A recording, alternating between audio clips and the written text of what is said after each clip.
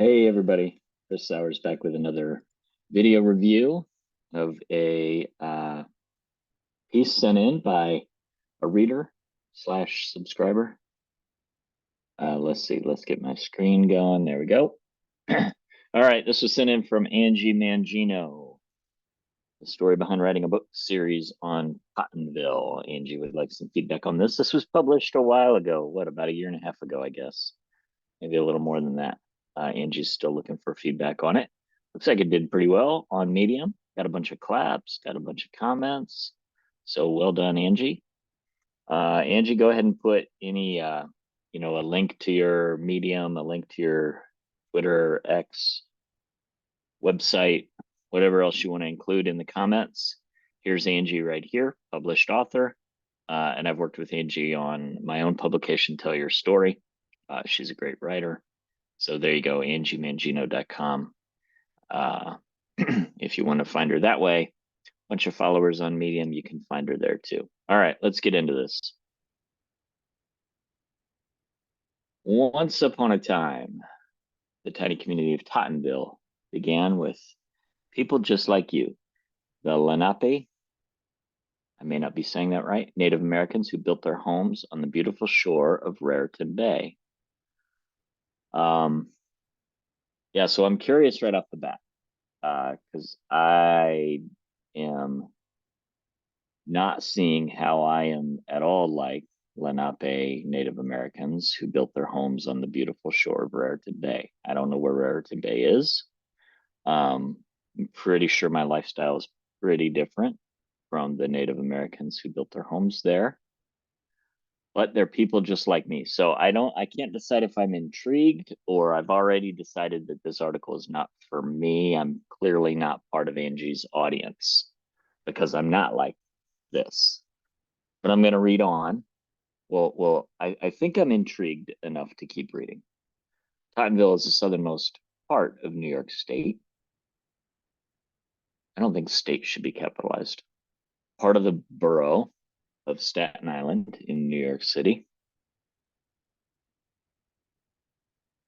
My fascination with its history. Yeah, I don't think state should be like I wouldn't capitalize Indiana State or Ohio State unless I was talking about the university, but she's not talking about a university here, so I don't think it should be capitalized. My fascination with its history began when I was a reporter for the Staten Island Register weekly newspaper. Okay. Assigned to cover the demise of Spanish Camp, I learned of Dorothy Day, who stayed at a summer cottage there as a retreat from her Catholic worker work in Manhattan helping the poor. That led to learning of her acceptance into the Catholic faith at Our Lady Help of Christian Church in Tottenville, my own parish. All right, you can tell I'm getting a little tripped up in this paragraph. I don't know what Spanish Camp is. I don't know if I need to know that. I learned of Dorothy Day, who stayed. Dorothy Day sounds familiar to me. Who stayed at but I couldn't place her. Retreat from her Catholic worker work. So Catholic worker is a proper noun. So that must be an organization or something like that, maybe like the Red Cross, I'm guessing. But then I get tripped up on Catholic worker work. So maybe I'd just say something like from her Catholic from her work in Manhattan helping the poor as part of the Catholic worker organization, something like that. That led to learning of her acceptance into the Catholic faith at Our Lady Help of Christians Church in Tottenville, my own parish. Okay, I think that works. When the parish was preparing to celebrate its 100th anniversary, the pastor asked me to write an inclusive history for it. In 1998, while researching for the centennial anniversary of Our Lady Help of Christians Church, I found a fascinating book stored in reference at the Tottenville. Okay, I think these paragraphs are connected, right? 100th anniversary in 1998 while researching centennial anniversary. So that's the 100th anniversary. Yeah. the fact that there's separate paragraphs in the way it's written make me think that those, like, make my brain want to think that those are two different things, but they're the same. So I think I'd put them in the same paragraph. When the parish was preparing to celebrate its 100th anniversary, the pastor asked me to write an inclusive history for it. While researching, I found a fascinating book stored in reference. I think I'd probably do something like that because it's this additional detail I think that's throwing me off. All right, now we're going to hear about the book, right? In 1950, Benjamin Franklin Jolene, that's a really intriguing name, self-published a portrait of Tottenville entitled Tottenville in Retrospect.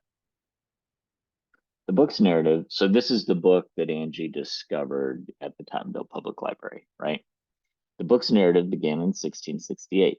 History came alive for me as I read of the people of Tottenville, recognizing their names from the street names of the town. The only problem I found was that it ended in 1898. I think that it should be like the history. The only problem I found was that the narrative ended in 1898 because it here, like, it's not clear that you're referring to the book's narrative because there have been so many other nouns that now it kind of feels like it refers to the town. But we know the town didn't end in 1898. It's got to be the book. The only problem I found was that the narrative ended in 1898, the year Staten Island became part of New York City, and the year with which I had wanted to start. This seems like a remarkable coincidence. Good fortune, huh? Where was the history of the next 100 years? The Council on the Arts and Humanities for Staten Island awarded the grant in 1999 to continue my research to answer that question and to hold an interactive workshop at Our Lady Help of Christians Auditorium on September 24th of that year. In 2000, the New York Public Library sponsored another workshop at the Tottenville branch, and in 2002, the New York State Assembly named me a Staten Island Woman in History. Well, that's cool. The 50 Plus show at the local community TV station interviewed me about this work, and Gabe Pressman's report on Tottenville on WNBC included reference to my work. Okay, that's cool. Good.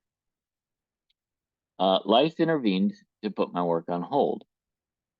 But today, thanks to the work of the Tottenville Historical Society and other authors, I find a renewed interest in the history of Tottenville at a time when I have more hours to devote to sharing the deluge of information I had discovered. Okay, so took a break. We're back 20 years later, right? Something like that. I'm going to pick this back up. First, there was Tottenville, the Town the Oyster Built by Barnett Shepard. So we're italicizing a book title here, but I noticed it was not done up here with this book, Tottenville in Retrospect. So I'd just be consistent with those things, which accounts for those 100 missing years, followed by books by the Tottenville Historical Society on Tottenville in the Images of America series of Arcadia published. So this is pretty convoluted. This is one sentence, right? And there's a lot going on there. First, it was Tottenville, the Town the Oyster Built by Barnett Shepard, which accounts for those 100 missing years. Period. I would stop there. This was followed by books by the Tottenville Historical Society. I just don't know that you need all this detail because it really gets confusing.